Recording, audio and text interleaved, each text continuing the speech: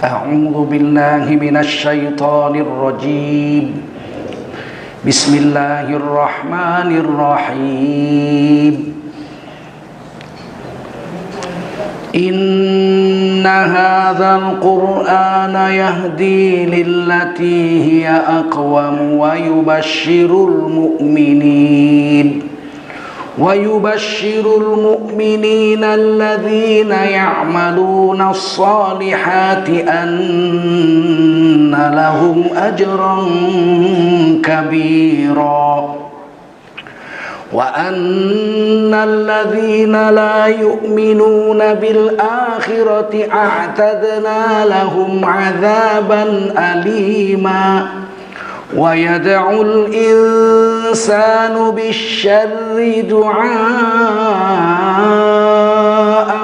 بالخير وكان الإنسان عجولا صدق الله العظيم.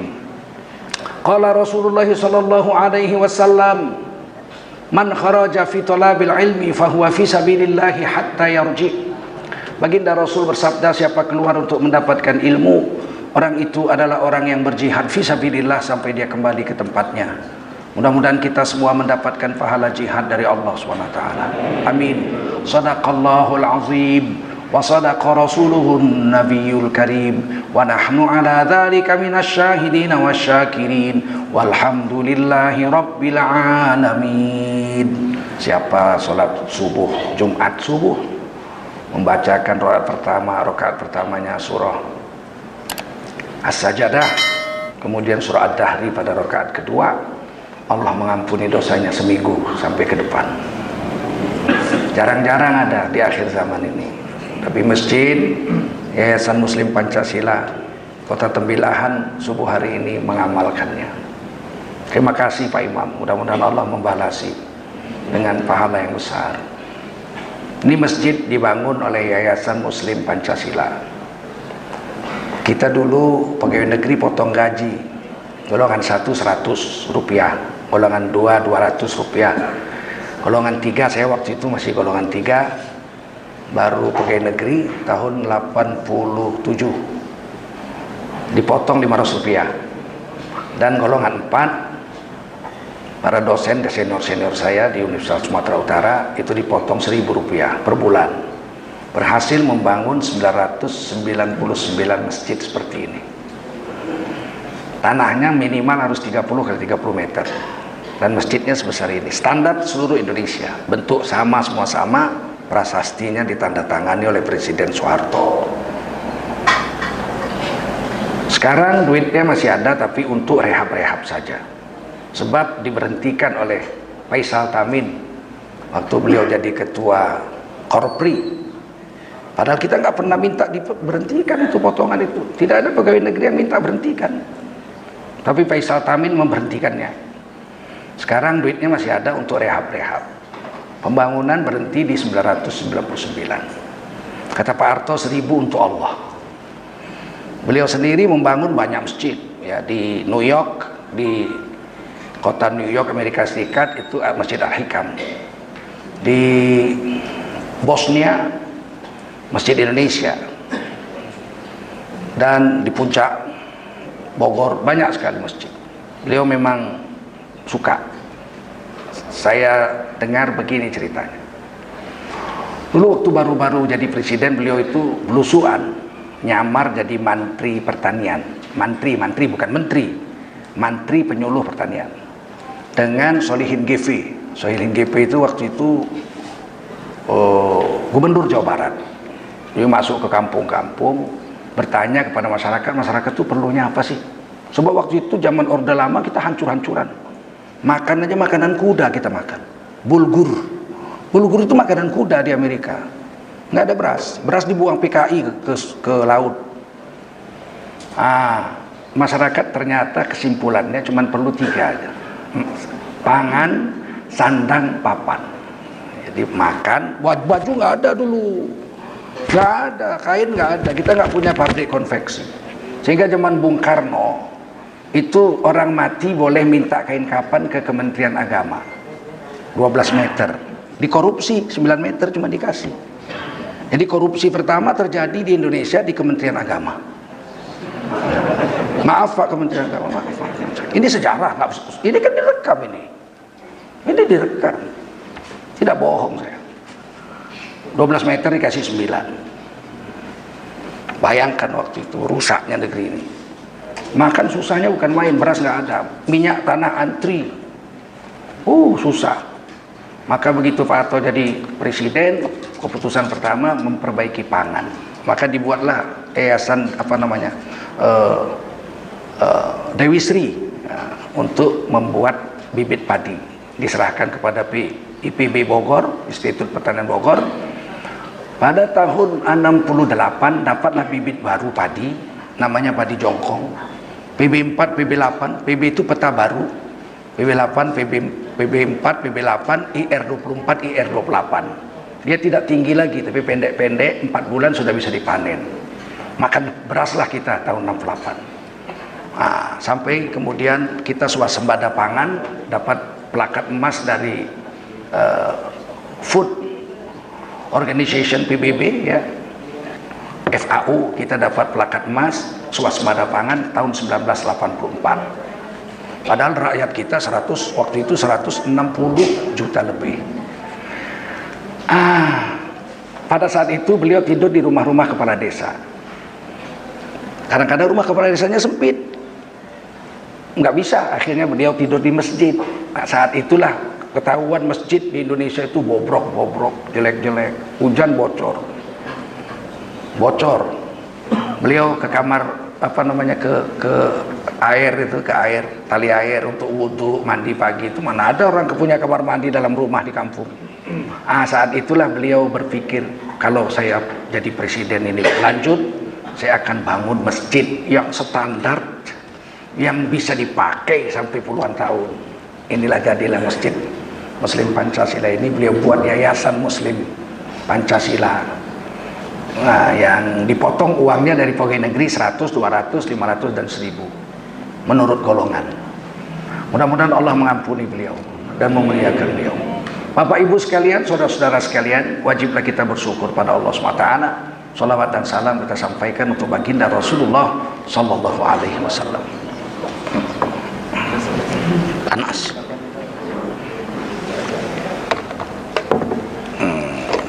Ini penyakit orang tua, kalau bicara minum.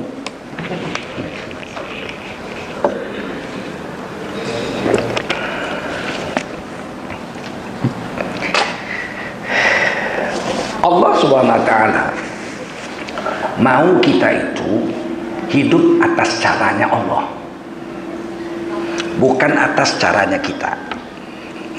Kita ini makhluk ciptaan Allah.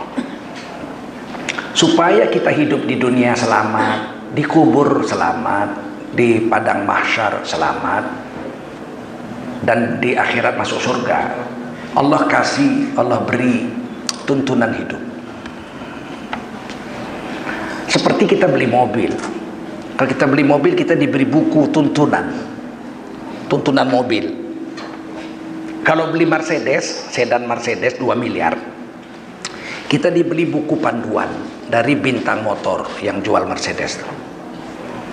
Bagaimana cara memanaskan mesinnya, olinya kapan diganti, berapa ton bisa diangkat, penumpang paling banyak 5, beratnya hanya sekitar 400-500 kilo, nggak boleh lebih, ganti rodanya kapan, segala macam itu ada panduannya lengkap di situ. Setahun servis gratis. Kalau kita beli truk pusu untuk angkat sawit, itu ada buku panduan dari pabrik truk pusu. Bagaimana cara menjalankannya supaya awet. Kalau kita melanggar buku panduan itu, kita celaka, udah pasti. Kan gitu. Satu orang beli Mercy 2 miliar. 4 bulan kemudian dia datang ke bengkel, hancur tuh mobil sedan. Terkejut yang punya bengkel, kok 4 bulan sudah hancur begini? Lah itulah saya heran, kenapa? Ya kenapa kamu bikin apa ini mobil? Kata yang punya mobil ini mobil 2 miliar saya beli. Terus segitu mahal, masa cuma bawa 4 orang saya anak sama istri. Terus gimana? Ya saya bawa ngangkat kelapa. Patutlah hancur 4 bulan. Kalau kamu mau ngangkat kelapa, pakai truk Fuso, jangan pakai Mercy. Kamu salah menjalankannya, maka hancurlah mobil ini. Nggak mau minta motor memperbaikinya. Nah, kamu kalau mau perbaiki bayar sendiri. Kau tanggung resiko sendiri. Jangan komplain sama kami, jangan mengeluh kepada kami. Inilah kira-kira perumpamaan kecilnya. Kalau kita hidup menurut cara Allah, Allah bertanggung jawab atas kita. Tapi kalau kita hidup cara kita, kau tanggung jawab sendiri, kata Allah. Wa ma khalaqtul jinna wal insa illa liya'budun. Aku Allah tidak jadikan manusia dan jin dan manusia kecuali untuk menjadi hamba terhadapku. Jadi bukan hanya sekedar sholat, bukan hanya sekedar sholat, tapi illa liya'buduni. Ada ya mutakallim yang hilang. Illa liya'budun. Itu harusnya illa liya'buduni. Begitu itu harusnya itu. Asal katanya itu. Makanya barisnya di bawah walaupun dia hanya hilang. Harusnya kan illa liya'budu. Nah, barisnya di atas. Ini enggak illa liya'budu, barisnya di bawah. Untuk menunjukkan ada ya mutakallim yang hilang. Maka sunat membacanya mulutnya ke bawah. Ismam sirri. Illa liya'budun. Nah, walaupun bunyinya enggak berubah. Untuk menunjukkan aja, itulah hebatnya, halusnya ilmu qiraat dalam Islam. Bapak-bapak saudara yang mulia, kita menghambakan diri pada Allah. Caranya bagaimana? Caranya cara Allah. Apa yang namanya cara Allah? Dinul Islam. Ya ayyuhalladzina amanu udkhulu fis silmi kafah. Kamu orang Islam, orang beriman, kamu orang beriman, masuklah dalam keselamatan. Supaya selamat di dunia, selamat di kubur, selamat di akhirat, selamat sampai ke surga. Yaitu aturan Islam. Al-Islamu ya'lu wa la yu'la alaih. Islam tinggi, nggak ada lebih tinggi dari Islam, kata Nabi. Wala tattabi'u khutuwati syaitan. Kamu jangan ikuti langkah setan. Jangan ikuti nafsumu. Jangan kau ikut jalan lain dari jalan Allah ini. Innahu lakum aduwwum mubin. Itu setan musuhmu yang nyata. Kok kau ikuti setan musuh? Kamu jangan ikut musuh. Allah Rasul selamat. Sederhana aja sebenarnya, tapi kita nggak mau. Nah, hari ini pemikiran Islam seperti ini dirusak. Sampai namanya Allah aja Allah nggak mau kita buat sendiri. Padahal kita manusia membuat nama Tuhan kita sendiri menurut kita. Sebelum datang agama, sebelum datang agama kepada manusia, diutuskan Rasul. Ada 124.000 Nabi dan Rasul menurut hadis Sahih Ibnu Hibban. 313 Rasul, 25 yang wajib kita tahu namanya. 5 Rasul Ulul Azmi, 1 Sayyidul Anbiya wal Mursalin, baginda Rasulullah SAW. Sebelum diutuskan Nabi kepada manusia, padahal setiap umat diberi walikulli umatir Rasul. Setiap umat dikirim satu Rasul. Setiap umat dikirim satu Rasul. Sampai 313 Rasul, 124.000 Nabi. Sebelum itu manusia sudah punya feeling, sudah punya fuad bahwasanya ada penguasa alam semesta itu. Percaya mereka itu. Kalau di dalam bahasa Inggrisnya, they believe there is one invisible hand behind the universe. Manusia itu percaya ada kekuasaan yang tidak kelihatan, tangan yang berkuasa, kekuasaan yang menguasai alam semesta yang nggak kelihatan dengan mata. Mereka percaya. Orang Batak sebelum masuk agama ke tanah Batak, mereka percaya penguasa alam semesta ini ada. Tapi namanya mereka buat sendiri. Belum diberitahu oleh Tuhan penguasa alam. Rabbul Alamin belum beritahu siapa penguasa alam semesta. Kalau ditanya orang Batak, isi itu pacipta duniaon. Dia bilang apa? Mula Raja Nabolon. Tuhan semesta alam tuh, mula Raja Nabolon. Jadi kalau dia susah dia berdoa. Oh, mula Raja Nabolon. Pikirnya jauh di langit sana, jadi menjerit kuat-kuat. Ini kan masih pakai akalnya, belum ada pula Rasul, belum dikirim. Orang Karu menyebut Tuhan semesta alam itu di Bata. Orang Karu itu tidak pernah menjerit-jerit. Sebab satu rumah, satu jabu itu, satu rumah orang Karu, itu terdiri bisa dari 9 sampai 12 keluarga. Disekat-sekat, satu sekat itu satu keluarga, suami istri sama anaknya, sehingga mereka biasa berbisik-bisik, takut di sebelah dinding keluarga lain, sehingga orang karo tidak pernah berteriak-teriak, dia ngomong halus-halus. Nah, kalau ditanya isikin si membuat dunia indah, siapa pembuat dunia ini? Orang karo bilang Dibata. Itu Tuhan semesta alam, Rabbul Alamin. Mereka kalau berdoa halus, oh Dibata, berikan manbanku manuk si kata, kariku berikan manbandu sada. Wahai Tuhan yang menguasai alam semesta, berilah aku banyak ayam, nanti satu ku berikan kepadamu. Belum ada Nabi mengantarkan agama. Siapa Tuhan semesta alam? Orang Inggris menyebutnya God Almighty, Cina bilang Cien, kita orang Melayu menyebutnya Tuhan. Apalah namanya? Orang Arab menyebutnya Rob, penguasa dan pencipta alam, Rob. Makanya Rob itu nggak masuk 99 nama yang disuruh hafal itu. Asmaul Husna, Rob nggak ada. Huwallahul ladzi la ilaha illa huwar rahmanur rahim al-malikul quddusus salamul mu'minul muhaiminul azizul jabbarul mutakabbir sampai wa huwas samiul basir, nggak ada Rob. Di luar dia, tapi Rob dibaca setiap sholat. Alhamdulillahi rabbil alamin. Rabbul alamin. Apalah namanya? Ketika datang Nabi, kita cerita Nabi Muhammad aja lah, tak usah Nabi lain. Mana selesai 2 tahun kita cerita itu. Nabi Muhammad saja. Ketika datang Nabi Muhammad sallallahu alaihi wasallam, diutuskan, Nabi Muhammad SAW diberi wahyu dan dibaca pada umat. Ya ayyuhan nas ubudu rabbakumul ladzi khalaqakum walladzina min qablikum la'allakum tattaqun. Hai kamu manusia, sembahlah olehmu Rabb kamu. Nah, memang mereka menyebutnya Rabb, yang telah menjadikan kamu dan orang sebelum kamu. Mudah-mudahan dengan menyembah Rabb kamu, Tuhan pencipta dan pemelihara alam itu, penguasa alam semesta itu, kamu berubah menjadi orang yang bertakwa. Sahabat tanya sama Nabi, Rabb siapa yang disembah nih? Rabb yang mana nih? Rabb mana? Ada 360 di Ka'bah. Oh, ada Hubal, Lata, Uzza, Isaf, banyak sekali, 360. Orang Nasrani nyambung satu lagi, gambar Yesus ditaruh situ. Iya, ditulis itu dalam sejarah. Karena udah ada orang Kristen situ. Waraqah bin Naufal salah satu orang Kristen yang menerjemahkan Injil ke dalam bahasa Arab.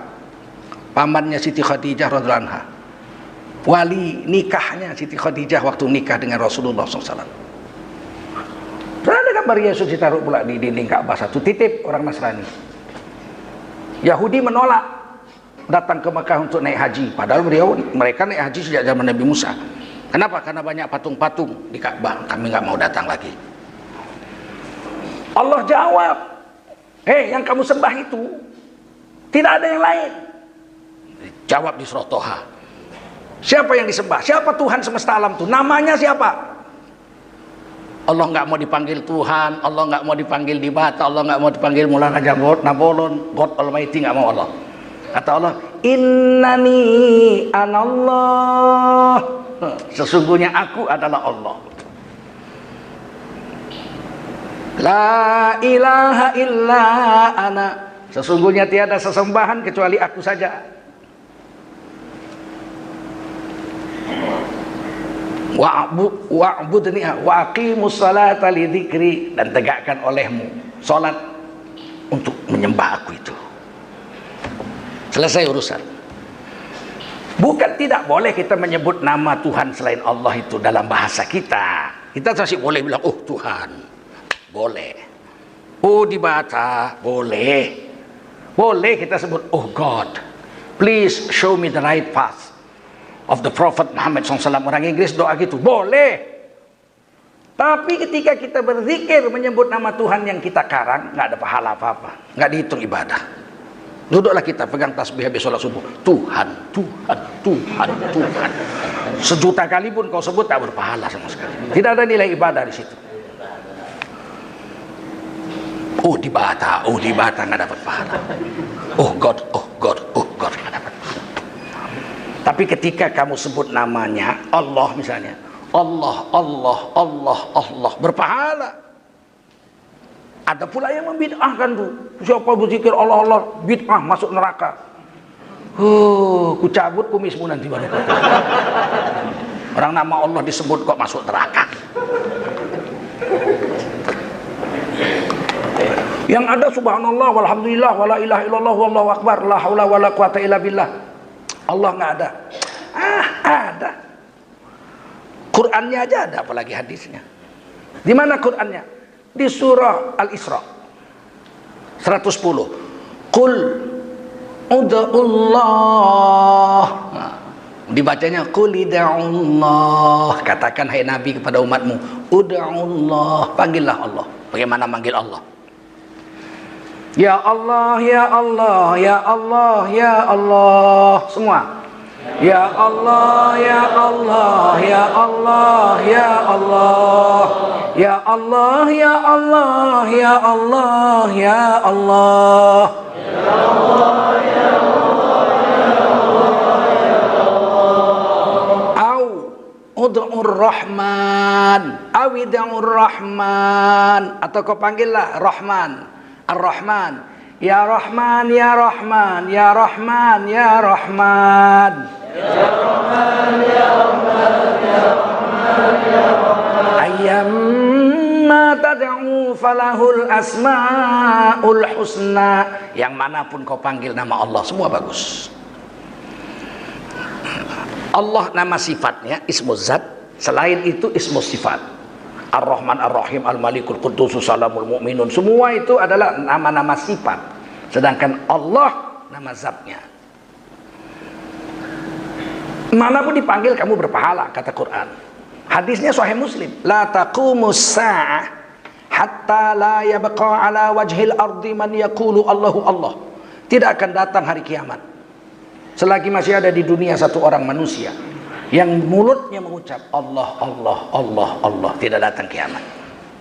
Allah menghormati satu orang beriman walau udah nggak tahu sholat, nggak tahu puasa, nggak tahu zakat, udah nggak tahu syariat Islam, taunya cuma Allah, Allah, tinggal sendiri, seluruh dunia sudah kafir, Allah nggak kiamatkan.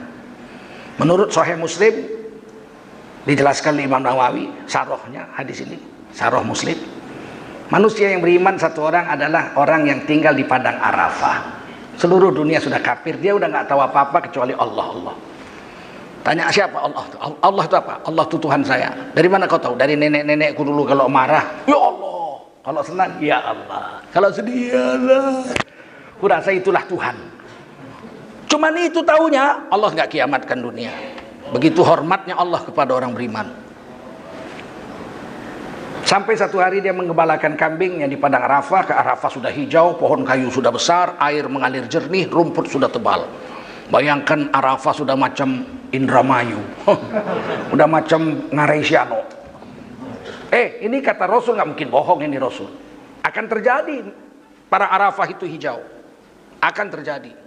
Tidak kiamat sebelum hijau. Saat dia menggembalakan kambingnya, datang singa mau mengambil kambingnya. Dia berkelahi dengan singa, dia luka-luka.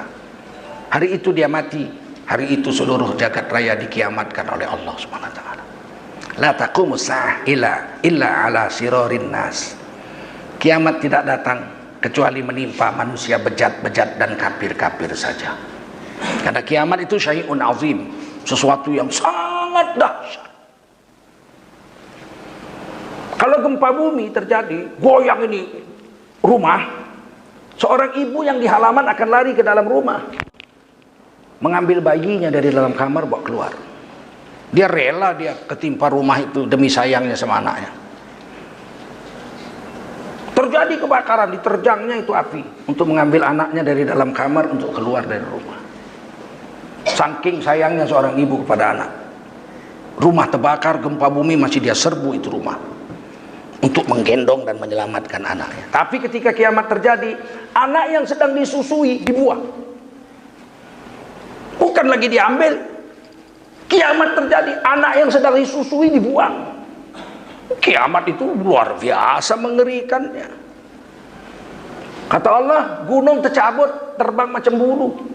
Wa takunul jibalu kal'ihnil manfush. Kamu akan lihat gunung tercabut, terbang macam bulu ditiup angin. Gunung terbang seperti bulu ditiup angin. Jangan main-main kiamat ini. Bumi ini sedang berputar dengan kecepatan 1600 km per jam. 2 kali kecepatan kapal terbang. Bagaimana kalau tiba-tiba bumi ini direm mendadak? Ini masjid copot, pohon-pohon kayu terbang semua. Tapi dalam hadis tidak ada dibilang bumi direm. Yang ada bumi dibalik, memutar dari kanan ke kiri dengan kecepatan 1600 km per jam. Matahari terbit di timur, tenggelam di barat. Terbit di timur, tenggelam di barat. Begini mutarnya. Tiba-tiba matahari terbit di barat, tenggelam di timur. Begini mutarnya. Jadi 1600 km per jam kemari, tiba-tiba balik 1600. Terjadi 3200 km tumbuhan. Saat itu gunung tercabut, terbang seperti bulu ditiup angin. Bayi yang sedang disusui dibuang. Jangan main-main. Tapi orang beriman masih hidup, kiamat tidak jadi.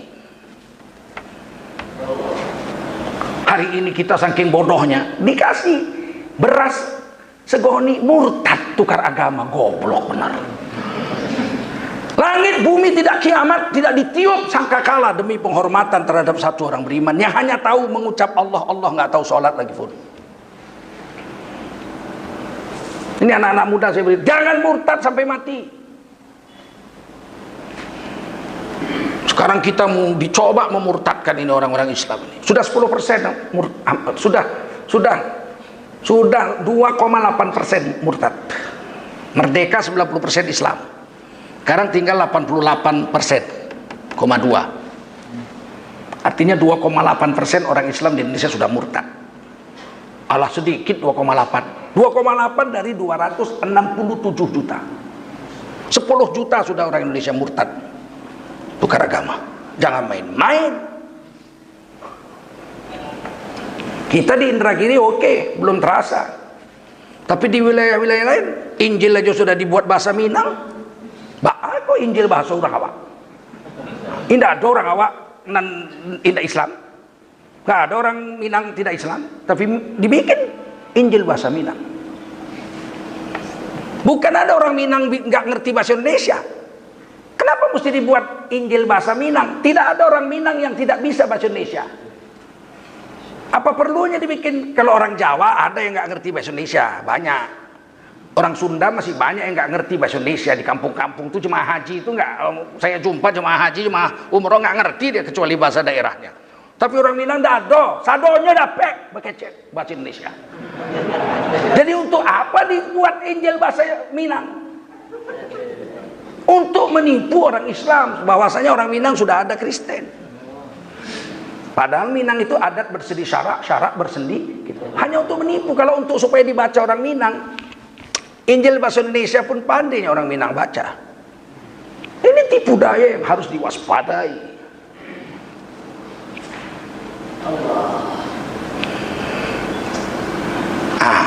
Sampai sini paham ya? Cara hidup kita itu cara Islam. Supaya tahu cara Islam itu kayak mana, macam mana sebetulnya cara Islam itu. Diutuslah Nabi Muhammad sallallahu alaihi wasallam. Huwallazi arsala rasulahu bil huda.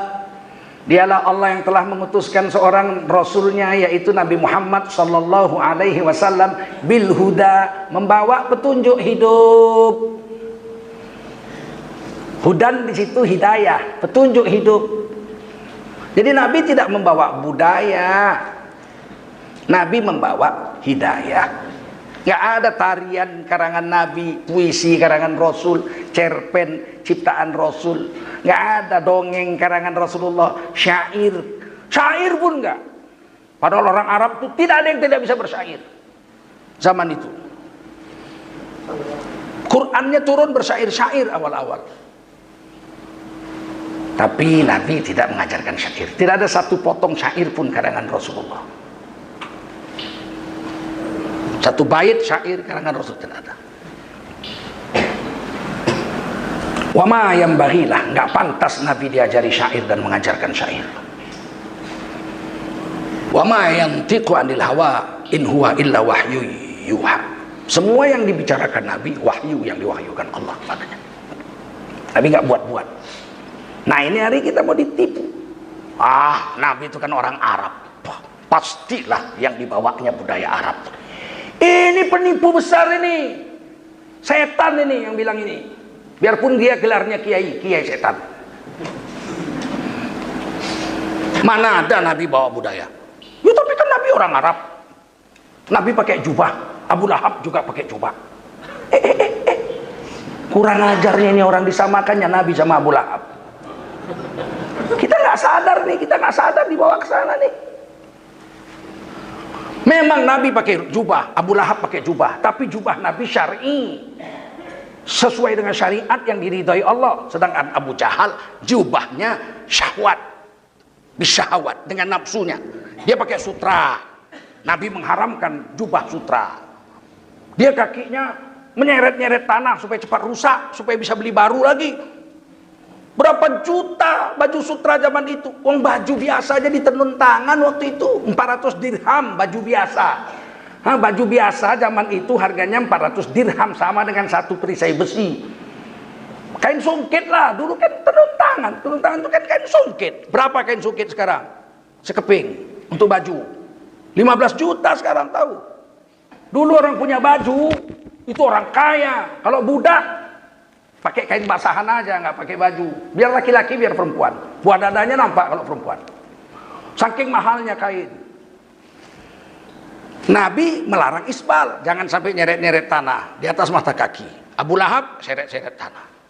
Sudah beda. Jubah Abu Lahab dengan jubah Nabi. Jubah Nabi menurut kemauan Allah bil huda. Bukan bisyahwat, bukan pakai nafsu. Abu Lahab juga pakai serban, Nabi juga pakai serban. Serban Nabi syar'i. Ekornya paling panjang sehasta, nggak pernah lebih dari sehasta, lewer. Paling pendek segenggam. Ekornya kadang satu, kadang dua. Ada syariatnya. Kalau saya pakai serban nggak pakai ekor, Bengali tukang susu. Mana juga sik itu, pakai serban nggak ada ekornya, nggak dapat sunnah pun.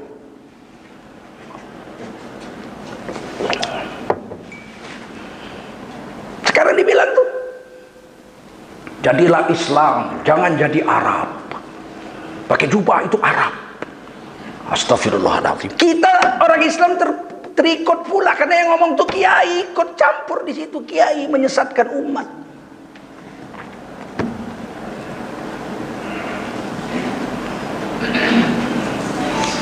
Bayangkan, jubah ini bukan pakaian Arab. Ini ditulis di Quran. Di dalam surah Al-A'raf ayat 26. Ya Bani Adam. Kita dipanggil, hei laki-laki, anak cucu Adam alaihissalam, manusia maksudnya, kita ini. Qad anzalna alaikum libasa. Sungguh kami telah turunkan kepadamu beberapa jenis pakaian. Ini yang bilang Allah. Pelakunya Allah nih. Allah telah turunkan beberapa jenis pakaian. Yuwari sawatikum. Pakaian jenis pertama sekedar tutup aurat saja. Pakai celana jojon, tertutup lutut sampai pusat, sudah sah sholat. Sah nggak? Saya tanya lu, sah nggak? Nggak usah pakai baju, pakai celana buntung aja, sah apa nggak? Sah. Pantas apa nggak? Masalahnya itu. Sempat besok khutbah Jumat, khotibnya pakai celana jojon, makmumnya semua pakai celana jojon, sah apa nggak? Sah, tapi tak pantas. Diberi pakaian kedua, warisha, pakaian eksekutif. Kalau Melayu pakai teluk belanga, orang Barat pakai jubah jas. Begitu. Orang Jawa pakai sarung, pakai belangkon. Pakaian eksekutif, pakaian kehormatan. Bagus, lebih bagus daripada pakaian tutup aurat biasa saja.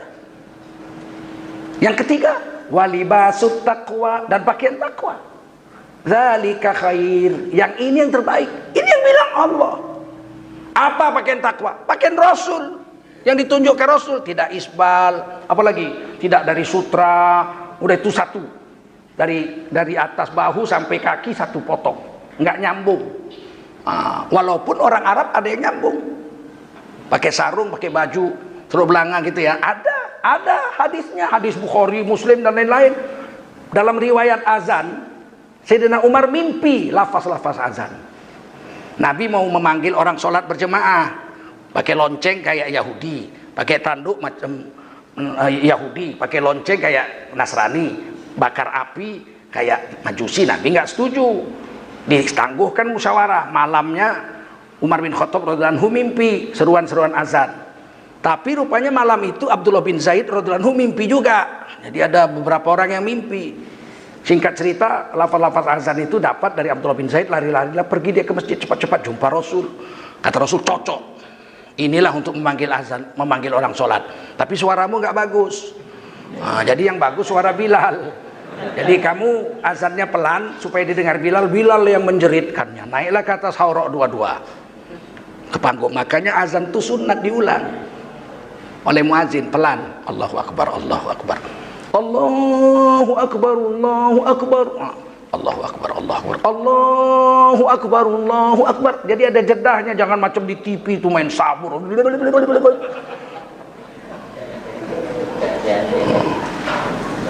Umar bin Khattab menyeret izarnya. Jadi Umar bin Khattab tidak pakai jubah, tidak pakai gamis, tapi pakai sarung. Diseretnya izarnya, buru-buru ke masjid mau memberitahu mimpinya.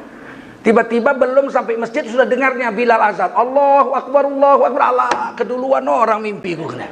Silakan baca riwayat azan. Saya ini ambil dari kitab Al-Bayan Syekh Imroni. Riwayat ini.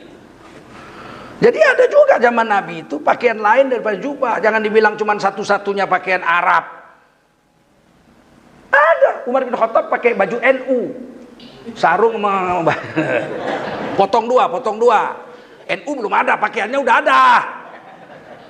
Tapi Rasulullah pakai karena ahabbus thiyab ila Rasulillah sallallahu alaihi wasallam al-qamis. Ini hadis hasan sahih riwayat Imam Turmidi. Dari banyak baju zaman itu yang ada, yang paling dicintai Nabi adalah gamis, jubah yang lengket dari atas ke bawah satu potong aja. Simple dia, sederhana. Nabi ambil yang itu. Walaupun orang Yaman datang pakai baju Yaman, orang Parsi datang ke Mekah pakai baju Parsi, orang Ethiopia datang ke Mekah pakai baju Ethiopia, nggak mungkin pakai baju Jawa orang Ethiopia. Orang India datang juga ke Mekah, naik haji juga. Guru Nanak itu sejak zaman Nabi Ibrahim kan seluruh manusia naik haji. Walillahi 'alan nasi hajjul baiti man istata'a ilaihi sabila. Manusia naik haji. Tentu Guru Nanak dan murid-muridnya dari India ke Mekah pakai baju India. Dari begitu banyak baju yang diambil Nabi baju qamis. Ini hadis sahih, hasan sahih, ada Qur'annya. Nah, kita lihat di Quran ada cerita tentang jubah Nabi Yusuf. Waktu Nabi Yusuf diajak zina oleh Siti Zulaikha istri Kitfir Raja Mesir, Nabi Yusuf lari ke pintu, ditarik jubahnya, robek sebelah belakang. Kemudian Nabi Yusuf membuka pintu, sudah dikunci pintu kamar semua, jendela-jendela. Begitu Nabi Yusuf buka pintu, wa alfaya sayyidaha ladal bab.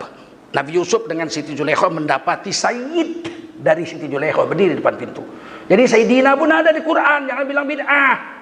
Orang selawat pakai Sayyidina, bid'ah. Di Quran ada 3 kata-kata Sayyidina. Salah satunya surah Yusuf ini. Ayat 26 juga anda salah saya. Begitu dibuka pintu, berdiri laki-laki, rajanya itu. Akhirnya diadili. Ngapain kau di kamar? Siapa yang salah nih, Nabi Yusuf atau istri? Kata hakim itu abang iparnya, abang kandungnya Zulaikha, abang ipar Kitfir. Tapi dia nggak berpihak kepada adiknya, dia nggak berpihak kepada Nabi Yusuf. Dia berpihak kepada kebenaran. Yang ini sudah hampir nggak ada. Hakim-hakim sekarang udah aneh-aneh. Jaksa-jaksa, aduh, bisa orang menyiram air keras nggak sengaja, coba. Nggak sengaja menyiram air keras dengan air keras yang sengaja dibawa dari rumah. Macam mana itu memikirkan itu?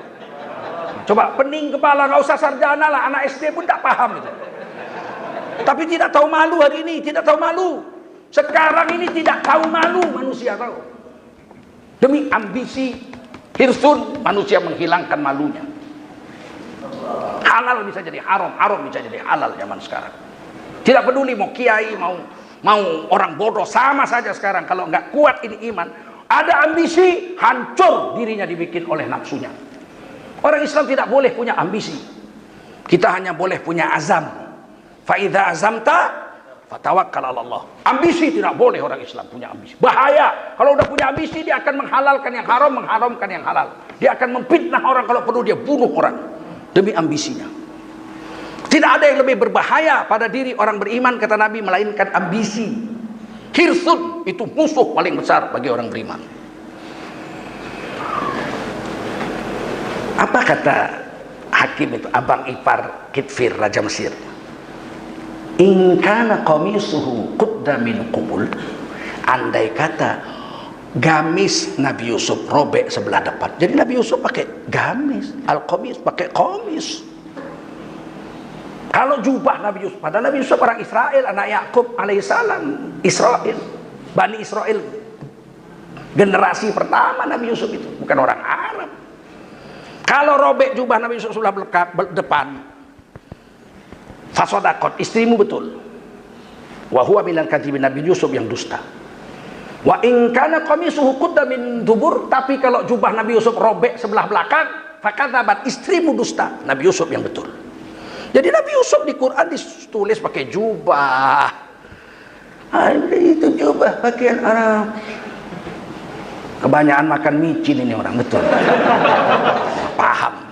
Dan ini memang sengaja diciptakan, sengaja diungop supaya orang Islam ini sesat. Paham?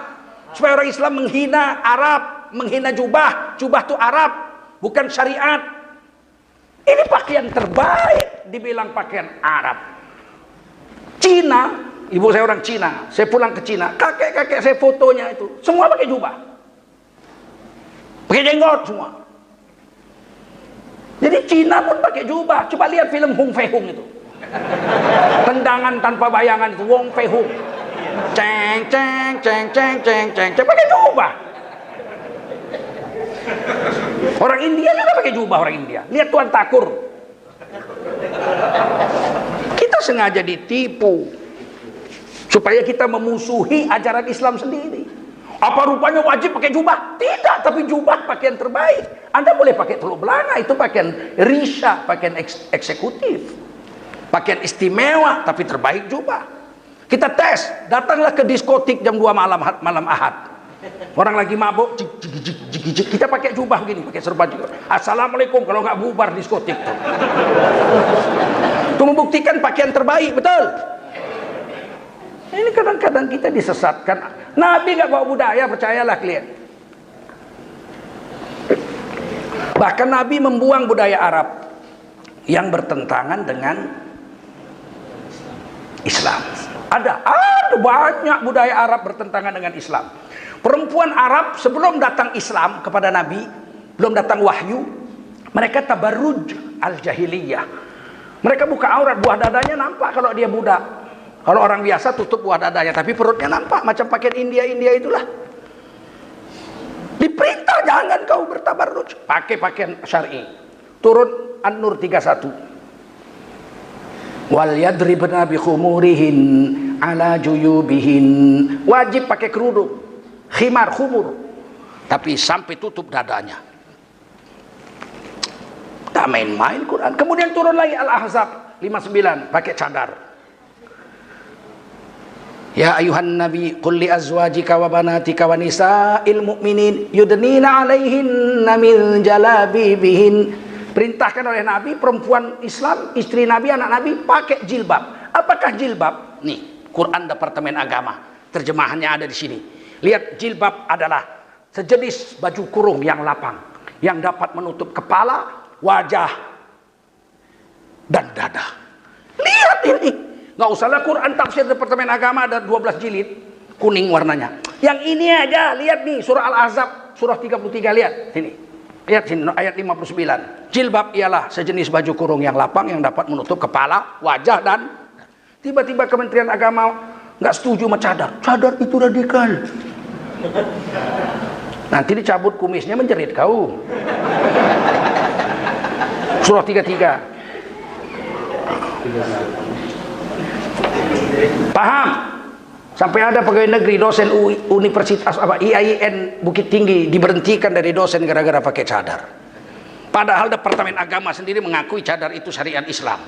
Dibikin untuk apa kita cetak Quran mahal-mahal? Kementerian Agama mencetak Quran mahal-mahal pakai duit negara. Kalau memang cadar itu dilarang. Nih surah Al-Ahzab jelas di sini. Footnote-nya ayat 59 ada di sini. 59 nomor berapa itu? 6 sekian ada di situ. Saya hafal lah pula, hafal saya kalau begini-begini mah hafal. Udah, cukup nanti suruh baca. Ya, nanti tunjukkan aja. Ini kan Quran kita mau kita bagi. Nah, apa yang dihapus sama Nabi lagi? Anak angkat dapat warisan ribuan tahun itu. Sama Nabi dihapus, anak angkat nggak dapat warisan, anak angkat hanya dapat wasiat, dan wasiat nggak boleh lebih sepertiga, itu syariat. Anak angkat nggak boleh dikawini, haram mengawini anak angkat, haram mengawini mantan istri anak angkat, itu ribuan tahun adat Arab. Turun wahyu, anak angkat Nabi Zaid bin Harithah dikawinkan Nabi dengan sepupu Nabi Zainab binti Jahash. Tidak harmonis rumah tangga, satu mantan budak, satu mantan majikan, nggak cocok, walaupun dua-duanya soleh. Akhirnya diceraikan oleh Zaid. Zaid kawin dengan seorang mantan budak juga dari ibunda Khadijah juga, sama-sama itu dipelihara ibu Khadijah. Umi Aiban punya anak Usamah bin Zaid radhiyallahu anhuma. Zainab binti Jahash janda. Turun wahyu surah Al-Ahzab. Kalau Zaid telah menyelesaikan hajatnya kepada istrinya, maka kawini istri Zaid. Itu seperti menabrak tembok itu, mengawini anak angkat. Seperti orang Batak disuruh kawin semarga, mana berani? Sinaga sama sinaga, lebih baik sama ular sendok lah katanya. Ngeri lah sama sinaga bisa dibekot sekampung sampai mati, dia dikusir dari kampung. Nabi telah mengamalkan itu. Buka surah Al-Ahzab, jelas disuruh kawin itu. Istri Zaid disebut namanya Zaid. Satu-satunya sahabat Nabi yang ditulis namanya di Quran Zaid radhiyallahu anhu. Abu Bakar Siddiq aja nggak disebut namanya, cuma disebut domirnya, sahabatnya di dalam goa. Nama cuma satu-satunya Sayyidina Zaid. Dihapus sama Nabi. Boleh kawin sama anak angkat, boleh kawin dengan mantan istri anak angkat. Jadi banyak adat Arab yang dibuang Nabi. Nabi nggak bawa adat, tidak bawa budaya, tapi Nabi bawa hidayah. Hidayahnya Islam, mulai dari bab lahir, bagaimana mengazankan anak, memberi namanya yang baik, mengajarkan agama, terus sampai bagaimana cara istinja, bagaimana cara berwudu, air kayak mana yang bisa dipakai untuk istinja dan wudu, bagaimana cara sholat, apa yang membatalkannya, semua sampai bab mati dan cara menguburkan mayat, lengkap semua itu, tidak ada yang kurang satupun, semuanya dari Nabi. Hiduplah dengan cara agama. Mau makan cara agama, mau minum cara agama, mau tidur cara agama. Baik yang wajib, baik yang sunat, buat saja. Jangan milih-milih. Yang wajib makan yang halal, lagi baik yang ada di dunia. Fil ardi halalan thayyiban, 3. Di dunia makanan, jangan makan yang di langit. Yang halal lagi cara makannya, duduk, baca bismillah, cuci tangan duluan, baca bismillah, pakai tangan kanan, jangan tangan kiri. Dari pinggir, jangan dari tengah, dah lengkap semua. Sekarang kita makan aja di hotel tempat orang kaya kawin, nggak dikasihnya kursi, suruhnya makan berdiri, macam kambing. Aku tak mau, aku udah berjenggot makan berdiri, kambing lah. Tak mau aku. Lebih baik nggak usah makan. Ya tapi kan nggak wajib makan duduk. Tapi dibenci Allah makan berdiri, makruh. Dibenci Allah, makruh. Makruh itu dibenci, asal kata karohiyah. Benci. Orang mengerjakan yang makruh dibenci Allah, memang tidak berdosa. Apa sanksinya orang yang suka mainkan yang makruh walaupun tidak berdosa? Sanksinya dalam akidah Ahlussunnah wal Jamaah, karena dia nggak berdosa tapi mengerjakan terus-terusan yang makruh, dia masuk surga. Tapi di surga dia tidak bisa melihat Allah. Semua ahli surga bisa melihat Allah. Wujuhu yawma idzin nadhirah ila rabbiha nadhirah. Wajah mereka gilang gemilang dalam surga karena mereka bisa melihat Tuhan mereka di sorga, kecuali orang yang biasa makan yang makruh dan mengerjakan yang makruh. Andai kata rokok makruh, tinggalkan. Anda nggak bisa lihat Allah di surga. Yang paling celaka ya itulah. Saya pernah bawa jemaah pergi ke Mekah. Begitu lihat Ka'bah, Allahumma zid hadzal bait, ya Allah tambahkan kepada rumah ini, Ka'bah maksudnya, kemuliaan, keagungan. Semua nangis, ada yang terduduk lihat Ka'bah. Ada satu orang pelengah-pelongok dia. Mana Ka'bah katanya? Itu Ka'bah. Mana? Itu yang hitam. Enggak ada, rata saja aku tengok. Itu orang mutar-mutar, itu mutar Ka'bah. Orang-orangnya nampak, Ka'bahnya enggak nampak. Sialnya lah manusia. Sampai ke Mekah nggak bisa lihat Ka'bah. Aku tengok, apalah dosa kau, aku bilang. Ya kok dosa Pak? Nggak bisa kau lihat Ka'bah? Ya memang celaka kau, aku bilang. Ini Ka'bah. Baru dia mulai nangis. Aku nggak bisa lihat Ka'bah Pak. Ya itulah, maka aku tanya, dosa kau apa? Apa kau menyembunyikan hasil pemilu kau? Maka disembunyikan Allah Ka'bah dari matamu, ya nggak? Selesai tawaf, khusus dibawa dia ke depan multazam. Ini multazam, depan pintu Ka'bah. Nggak nampak aku Ka'bah Pak. Iya, kau sholat ku jaga. Sholat apa Pak? Tobat. Sholat tobat. Begitu assalamualaikum warahmatullahi wabarakatuh, diterkamnya Ka'bah tuh, baru nampaknya. Sekarang suka makruh, di akhirat nggak jumpa Allah. Sial nggak? Masuk surga orang semua lihat lezat, kelezatan paling tinggi bisa melihat Allah. Tiba-tiba dia, mana Allah? Mana? Tak nampak. Itulah muncungmu banyak kali ngisap tembakau. Seandainya tembakau itu makruh, seandainya. Saya beritahu aja. Babi aja nggak mau sama rokok. Tes. Beli rokok 50 batang, ikat baik-baik rapi-rapi pakai benang. Campakkan kandang babi, dipijak-pijak babi sampai jadi lumpur, nggak mau babi makan rokok. Taiknya sendiri dimakannya, itu ajaibnya babi. Ambil daun tembakau 5 kilo, ambil daun sawi hijau 5 kilo, mirip kan? Ikat baik-baik, campakkanlah. Nggak sampai 5 menit sawi habis dimakan babi. Tapi daun tembakau dipijak-pijak babi sampai jadi lumpur, tidak ada satu ekor babi pun mau makan daun tembakau. Silakan dites. Makanya saya ingatkan, janganlah kita orang Islam membuat babi menjadi heran.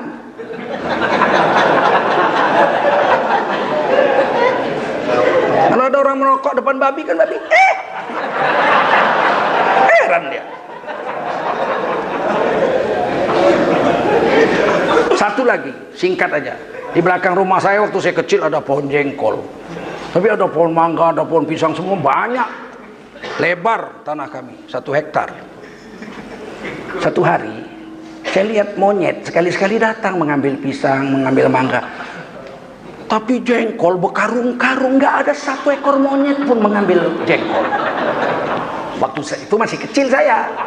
Udah besar, ada kawan tetangga saya pelihara monyet, diikatnya gitu, dibikinkan rumah dari kayu, loncat jalan monyet itu. Saya ambil jengkol dari rumah tetangga saya kupas, kasih monyet, diambilnya diciumnya, campakkannya. Berarti monyet pun nggak mau sama jengkol. Nah, jangan kita bikin monyet jadi heran.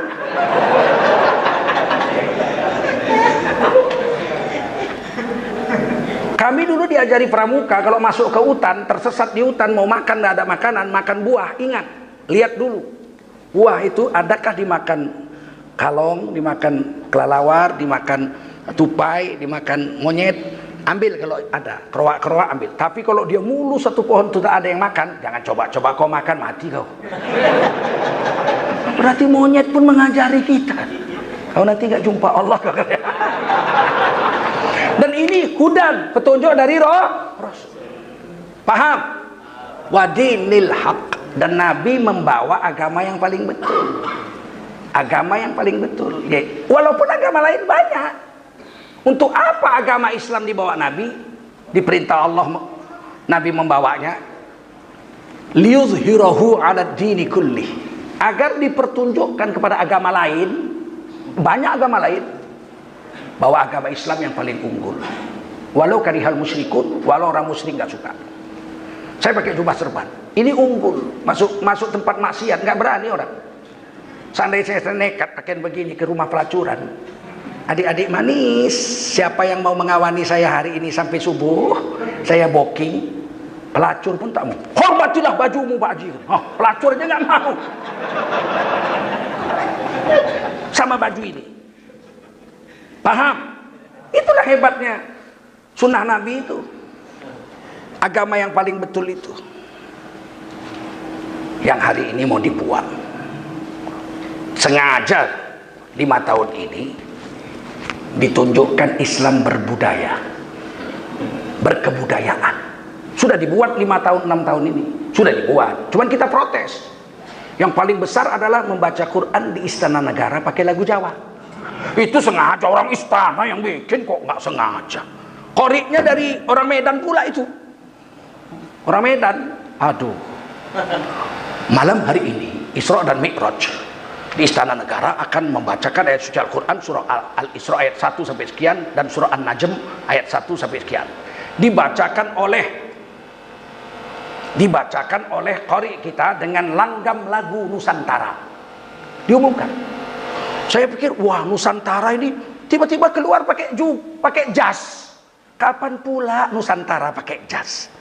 Orang Aceh pakai maketub, orang Melayu pakai tengkuluk, belanga, orang Jawa pakai belangkon, orang Papua pakai koteka. Lah, ini pakai jas Nusantara mana ini? Tiba-tiba bukan pakaiannya Nusantara, nyanyi lagunya, lagu rinaknya, dibantinya lagu Jawa. Subhanalladzi asra fi 'abdihi lailam minal masjidil haram.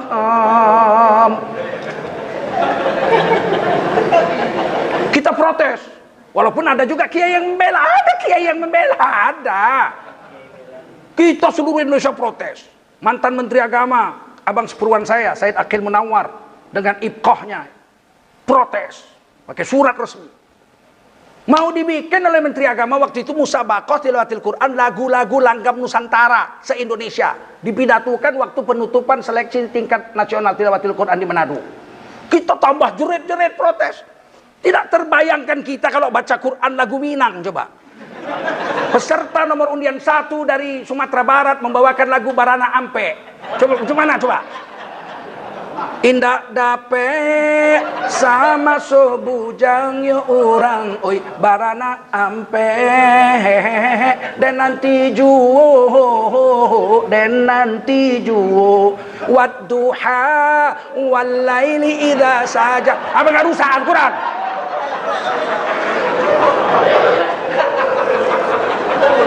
Kita protes keras.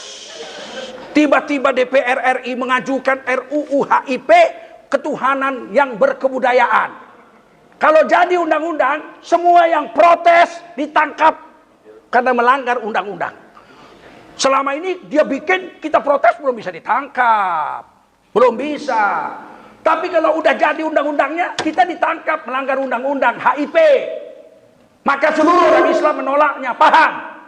MUI seluruh Indonesia ditandatangani oleh pimpinan pusat semuanya, 23 orang, ditambah dengan MUI seprovinsi se-Indonesia, 34 provinsi, tambah Muhammadiyah, NU, ditambah Matlul Anwar, BKMT, dan seluruh ormas Islam tanda tangan menolak dengan tegas dan keras. Enggak bisa kita bayangkan sholat Jumat nanti imamnya pakai baju petro, pakai sarung, pakai baju petro, lagu Jawa, Qul ya ayyuhal kafirun. Coba bagaimana? Protes, tangkap, langgar undang-undang HIP. Jangan main-main urusan ini. Ini disengaja dibuat diprotes, bikin undang-undangnya supaya apa? Yang protes bisa ditangkap. Kalau tidak memfitnah, ini direkam. Bertanggung jawab saya dengan omongan saya. Melanggar undang-undang bisa ditangkap, betul?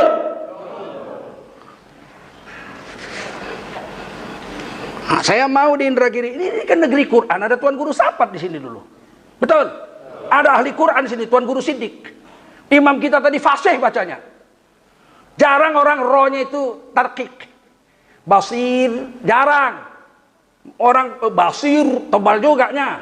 Ini hebat imam ini. Cuman fikihnya habis sholat harus putar.